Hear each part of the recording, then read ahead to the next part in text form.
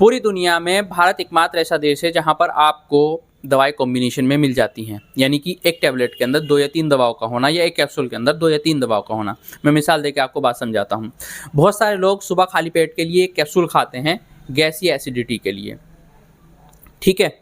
उसके अंदर 2 दवाएं होती हैं। मार्केट के अंदर आपको रेबलेट डी के नाम से मिलता है, पेंटाकाइन DSR के नाम से मिलता है, रेबेकाइन DSR के नाम से मिलता है, अलग अलग नाम से मिलते हैं। उसके अंदर 2 दवाएं होती हैं, पहला होता है रेबेप्राज़ोल और दूसरा होता है डोमपेरिडोन, ठीक है। इस तरीके से बहुत मशहूर दवा है जो आपको कॉमिफिलिम के नाम से मिलती है। उसके अंदर 2 दवाएं होती हैं, पहला होता है आइबुप्रोफेन, दूसरा होता है पैरासिटामोल, ठीक है।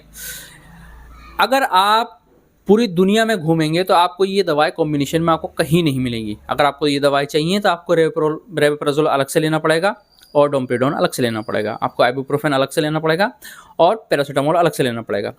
पूरी दुनिया का हेल्थ डिपार्टमेंट इन दवाओं के कॉम्बिनेशन को सेफ नहीं मानता है, ना सेहत के लिए अच्छा मानता है। उनका कहना है कि इस तरीके से दवाएं एक तो 100% इफेक्ट नहीं दे पाती है शरीर के ऊपर, वो अच्छे से परफॉर्म नहीं कर पाती है। दूसरा, बॉडी के अंदर कई सारे केमिकल रिएक्शन एक साथ होते हैं, कई सारे कॉम्बिनेशन होने की वजह से जो हमारे बॉडी ऑर्गन्स को नुकसान पहुंचाते हैं, ठीक है।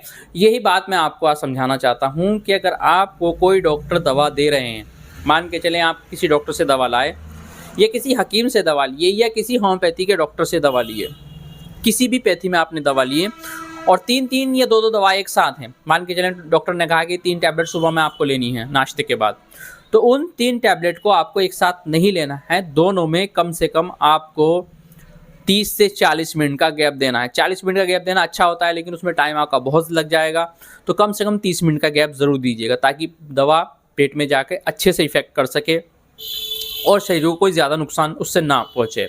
देखिए, अगर आप ऐसा कर लेते हैं, इसमें आपका टाइम तो ज़रूर लगेगा, तो आगे चल के भविष्य में आप एक तो लंबे टाइम बीमार नहीं रहेंगे।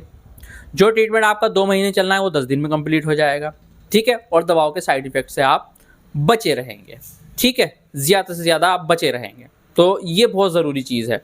और जो आपको रिजल्ट नहीं मिल पा रहे हैं कि एक दवा अगर आप 2-3 एक साथ खाते हैं तो 30 से 40% से ज़्यादा काम नहीं कर पाती है, वही दवा आपको 100% रिजल्ट देगी अगर आप उसको सिंगल खाते हैं तो अगर डॉक्टर चाहे कोई हकीम आपको माजून दे रहे हैं, 2 माजून आपको एक साथ दिए हैं, तो फिर उसमें 30 से 40 मिनट का गैप। कोई मेडिसिन है उसके अंदर आपको 30 से 40 मिनट का, कोई होम्योपैथी की लिक्विड है उसके अंदर भी आपको 30 से 40 मिनट का गैप देना है। उस पीरियड में ना तो आप कोई दूसरी दवा लेंगे जब आपने टैबलेट ली है, ना ही खाने पीने के लिए कोई चीज़ लेंगे, उससे आपको अवॉइड करना है अगर आपको अच्छा रिजल्ट चाहिए तो और जल्दी ठीक होना है तो, ठीक है। पहली बात तो ये। दूसरी बात ये कि बहुत सारे डॉक्टर आपको खाली पेट की दवाएं देते हैं, जैसे शुगर की दवा खाली पेट चलती है, गैस एसिडिटी की दवा खाली पेट चलती है, हाई ब्लड प्रेशर जिन लोगों को रहता है उनकी दवा खाली पेट चलती है ताकि अच्छे से रिजल्ट आए।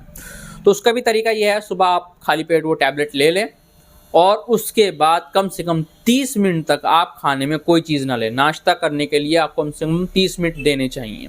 ऐसा नहीं कि आपने टैबलेट खाई और ऊपर से चाय पी ली या दूध पी लिया या अपना नाश्ता कर लिया, तो उससे वो दवा सही से काम नहीं कर पाती है। लोग सालों साल ऐसा कर रहे होते हैं, तो ये गलत तरीका है। तो इस तरीके को अपनाएं और आप देखेंगे एक तो आप लंबे टाइम बीमार होने से बचेंगे, लंबे टाइम दवा खाने से बचेंगे और दवा आपको सही से वर्क करेगी, ठीक है। इन चीज़ों का ध्यान रखें। हमारे पास भी शिकायत आती रहती है कि दवा सही से काम नहीं कर रही है, तो उसका कारण ही यही होता है कि दवा आप सही तरीके से नहीं ले रहे होते हैं।